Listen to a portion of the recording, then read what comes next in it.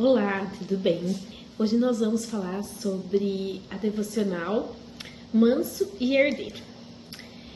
O nosso texto-chave está lá em Mateus 5,5. Bem-aventurados mansos, porque herdarão a terra. Então, irmãos, nós vamos começar aqui com a ideia de mansidão. Mas a mansidão que Jesus traz, ela não é uma fraqueza, não é uma passividade e também não significa alguém sem opinião, tá? Segundo o capítulo que nós estamos estudando desse livrinho aqui, que eu vou passar para vocês, mansidão, ele é o resultado da transformação do Espírito Santo dentro de nós.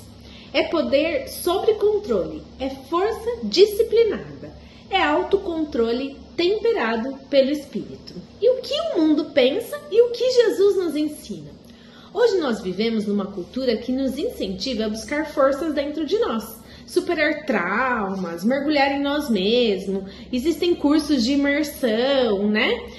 Falando que a cura de tudo isso está dentro de nós. Mas Jesus fala exatamente ao contrário.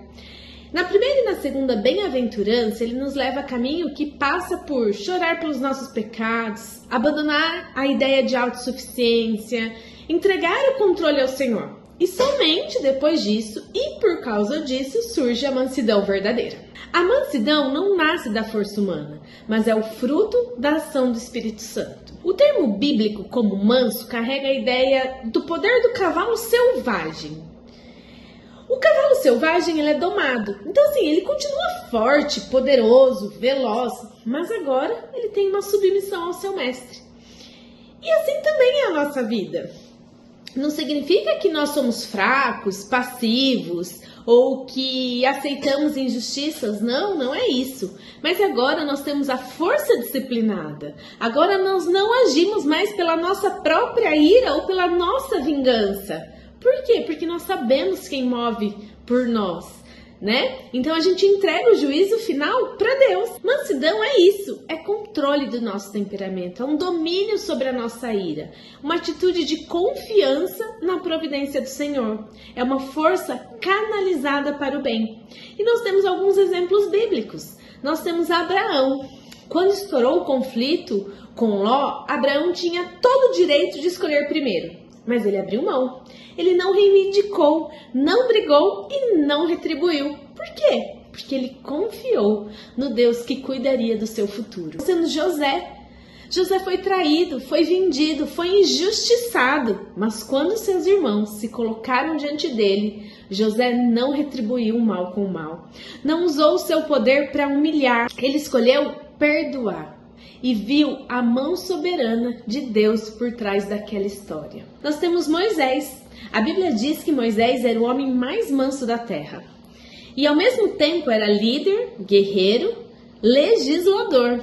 Quando atacado injustamente por Miriam e Arão, não se defendeu, deixou Deus responder por ele. A mansidão bíblica não é covardia, mas confiança real na justiça divina. Jesus é o maior exemplo de mansidão. Jesus é a perfeita expressão da mansidão. Ele disse: aprendam de mim, porque sou manso e humilde de coração. Ele se indignou, mas não pecou.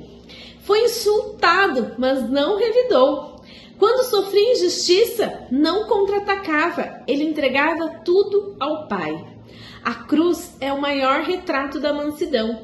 Ele tinha todo o poder para destruir seus inimigos, mas decidiu não usar. Decidiu amar, sofrer e salvar. O livro destaca duas lutas que todos nós enfrentamos. Primeiro, que nós queremos lutar pelo nosso direito a qualquer custo. E muitas vezes nós esquecemos quem é o maior exemplo de tudo isso. Nós nos sentimos ofendidos por tudo e queremos nos irar. E nós esquecemos que nós precisamos seguir o nosso mestre. Como um cavalo dominado, nós precisamos ser mansos, porque só assim nós vamos herdar a terra. Essa é uma promessa. Que Deus nos capacite para que possamos ser mansos, ter nossa ira controlada. Não porque podemos, mas pelo que o Espírito Santo faz em nós.